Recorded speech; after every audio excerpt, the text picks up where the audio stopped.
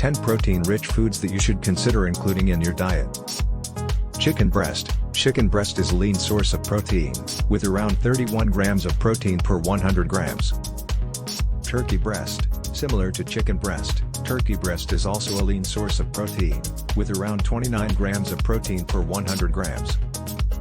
Tuna. Tuna is a popular fish that is high in protein, with around 30 grams of protein per 100 grams.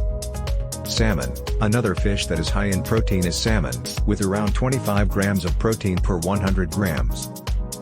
Eggs. Eggs are a great source of protein, with around 6 grams of protein per large egg per 100 grams. Greek yogurt. Greek yogurt is a great source of protein, with around 10 grams of protein per 100 grams. Cottage cheese. Cottage cheese is a cheese that is high in protein, with around 12 grams of protein per 100 grams.